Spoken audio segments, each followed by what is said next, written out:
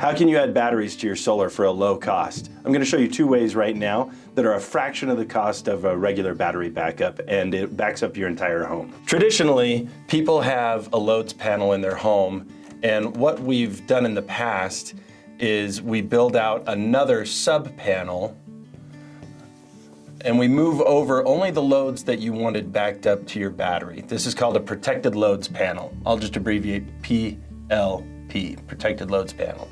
And this is your main panel. I'll abbreviate that MP. So normally, in the past, what we've always done is we go downstairs with the homeowner, we look at all of their loads in their load panel, and we say which of these loads are essential loads for you that you want your battery to back up.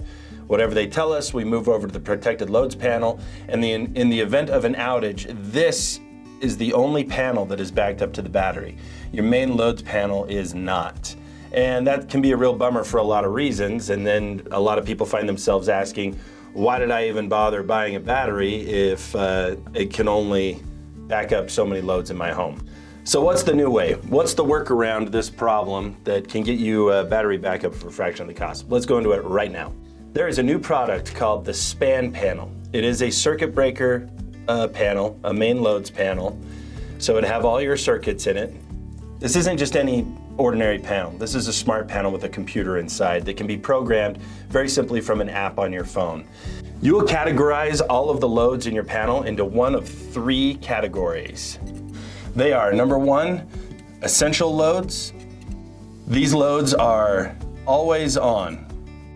These are your loads that always need to stay on in the event of a power outage. So this is loads like your refrigerator, your furnace, garage door opener, your Wi-Fi, master bedroom, lights and outlets, and maybe some more kitchen and possibly living room outlets and lights. These are loads like if the power goes out at 2 in the morning, you want your furnace to keep running, you want your Wi-Fi to keep running, and you want your food to stay cold so it doesn't spoil. Number two, second type of loads are your non-essential loads. Your non-essential loads are in one of two categories. So the first category is always off. These are the loads that in the event of a power outage, you want them to automatically turn off ASAP. This would be loads that consume a lot of electricity that would otherwise drain your battery very quickly. This would be things like your air conditioning. This would be if you had a pool pump or a well pump. Any circuit that is going to be a very high consuming load, these are the ones that we want to load shed automatically in the event of a power outage. And that brings us to our third category, which is also non-essential, but nice to have. These are loads that are nice to have in the event of a power outage, but they're not essential. They don't need to be on unless you want them on. The example I typically use is if you need to do a load of laundry when the power is out. You would just get your phone out and you would literally tap the circuit to your laundry room that controls the washing machine, and you would do a load of laundry. And for that period of time, the battery would be powering that circuit breaker. When you're done with your load of laundry, you could then just turn it off. So how does this panel make it so that you can back up your home with batteries for a fraction of the cost? Well, it's because it automatically load sheds. That means you don't have to buy as many batteries as we have in the past. Now, most homes, not all, but I would say the majority of homes can get by with about 15 kilowatts of battery backup if you pair it with the SPAN panel. Normally, you would have to have 30 to 60 kilowatts of battery backup, and that's really cost prohibitive. A lot of people just can't afford that because batteries are expensive. But putting the SPAN panel on your system makes it so you don't have to buy so many batteries. Now you can get away with 2 or 3 batteries, and that is very doable for most people. The SPAN panel, the batteries, and the wiring, you're probably asking, what's the cost of that gonna be? Well, let's dive into that right now. I can't give an exact cost on this because every home is different. We'll have to come out and do a survey to give you an exact quotable cost. But the average price of this will range from about $16,000 to $17,000. Depending on the wiring of your home. There are obviously unique circumstances, but that is roughly what it'll cost you to back up your entire home with batteries. And remember, these batteries and the SPAN panel all qualify for the 30% income tax credit, or ITC as it's called. That was passed as part of the CARES Act, and that gives you 30% of the total value back to you as a credit on your taxes when you file your taxes. That is phenomenal because in the past, the price tag on a project like this would be closer to $40,000 or $50,000.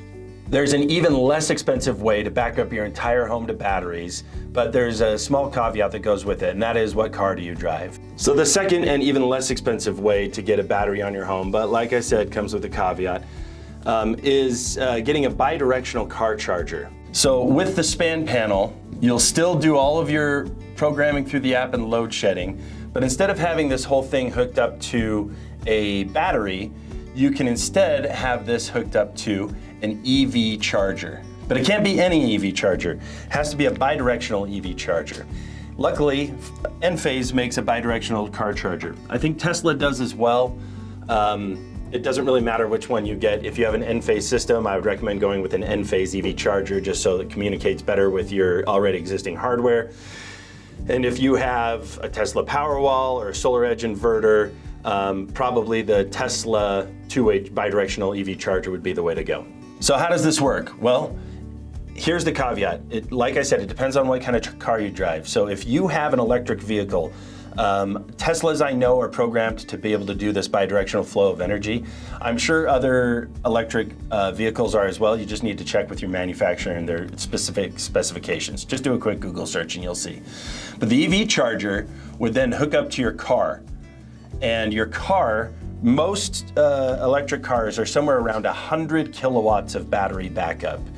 So this is the least expensive way, assuming you already have the car. So I'll put a little asterisk on that one.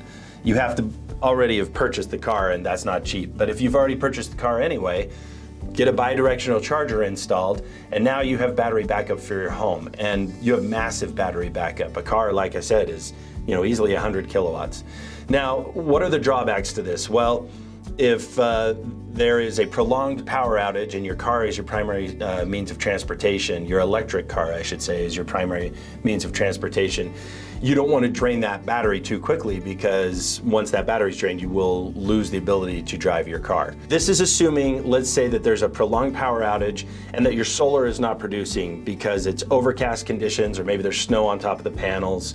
Although snow is usually pretty transient on panels, it slides off the glass of the panels, very similar to like if you leave a car on the street, the windshield, the snow always sloughs off the windows and windshield. Same thing with your solar panels, but just something to be aware of.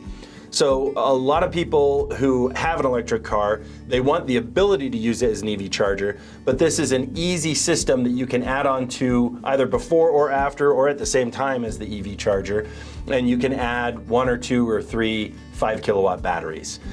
This is a really great solution. Now, in a perfect world, I would do both. Like I said, I'd have the car, the bi-directional EV charger. I'll put an arrow going both ways here for the bi-directional flow. And then I would also have my SPAN panel hooked up to my solar batteries and my solar.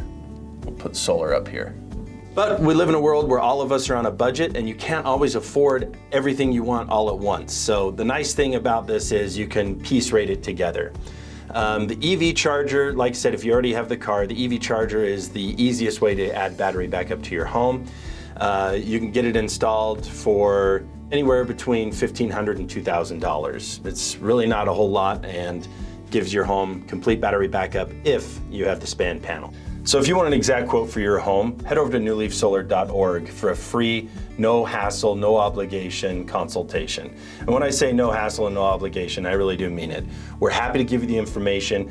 Either the numbers will work out for you or they won't. That's it. We don't do high pressure sales techniques. I don't believe in that, and I have never allowed that at my company. I just want to equip you, the homeowner, with the information so that you can make an informed decision on whether or not this is the right time for you to add battery backup to your already existing solar. If you don't have solar at all, we'd be happy to put the solar on for you as well. Take 1 minute out of your day, go to newleafsolar.org, and allow me half an hour to come to your home and give you the numbers. And then I'll walk away and you do with that information what you will.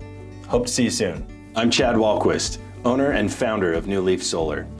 Your journey towards energy independence starts at newleafsolar.org. Click on the free consultation button and we'll get started helping you turn over a new leaf.